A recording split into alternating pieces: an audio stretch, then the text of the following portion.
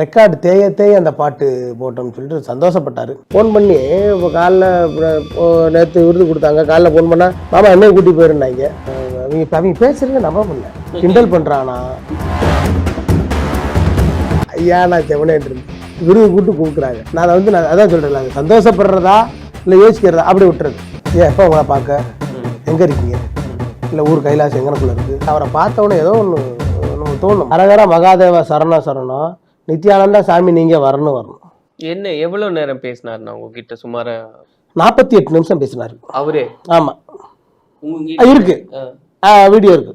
Okay, என்னெல்லாம் பேசினார் நினைவுல இருக்கிறது? அந்த பாட்டை நான் கேட்காத நாள் கிடையாது. அந்த பாட்டை நான் ஓயாமல் கேட்பேன். ரெக்கார்டே தேஞ்சிருச்சு. இந்த மாதிரி நான் பாடலில் நான் ரொம்ப பரவச நிலையில் ரொம்ப சந்தோஷமாக இருக்கேன். நீங்கள் நல்லா இருப்பீங்க அவங்க அப்படின்ற மாதிரி சொன்னேன். நம்ம நல்லா வாழ்ந்தாலும் இந்த உலகம் நம்மளை வையும், நல்லா வாழனாலும் இந்த உலகம் வையும். ரெண்டே தான். ஃபோன் பண்ணி இப்போ காலைல நேற்று விருது கொடுத்தாங்க. காலைல ஃபோன் பண்ணால் மாமா என்ன கூட்டி போயிருந்தாங்க மெசேஜில். சரிப்பா கூப்பிட்றேன் பாடணும். சந்தோஷமாக தான் எடுத்துக்கிறாங்க. அவங்க பேசுறதுங்க நம்ப முடியல. நம்ம நண்பர்கள் தான். கிண்டல் பண்ணுறானா, அவன் பேசுறானா, கைலாசால இருந்து வந்தது என்னன்னே தெரியல. அவன் நம்மளை கிண்டல் பண்ணுறானா என்ன சொல்ல. மாமா என்ன கூட்டி போயிரு மாமா அப்படின்றான். மாமா நல்லா இருக்கு மாமான்றான். கை தட்டுற மாதிரி போட்டு விட்றான். ஒருத்தர் என்னன்னா மாப்பிள்ளை சூப்பர் மாப்பிள்ளைன்றான். ஒருத்தர் ஆளாத்தி தட்டை காமிக்கிறான். நான் என்ன செய்ய. ஐயா நான் செவனேன் விருது கூட்டு கொடுக்குறாங்க. நான் அதான் சொல்கிறேன், அது சந்தோஷப்படுறதா இல்லை யோசிக்கிறதா அப்படி விட்டுறது. ஐயா கிடைச்சதுரா நான் கிடைக்குதுங்க அவ்வளோதாங்க. அதை பெருசுப்படுத்த வேணாம், அதை சிறுமைப்படுத்த வேணாம். நம்மளுக்கு கிடைச்சிருக்கு சந்தோஷம். மக்கள் கலங்குதப்பா நான் எழுதி பாடினது தர்மதுரை படத்தில் வாங்கியிருக்கேன். அது சீன் ராமசாமி ஐயா அவரெலாம் வாங்கினேன்.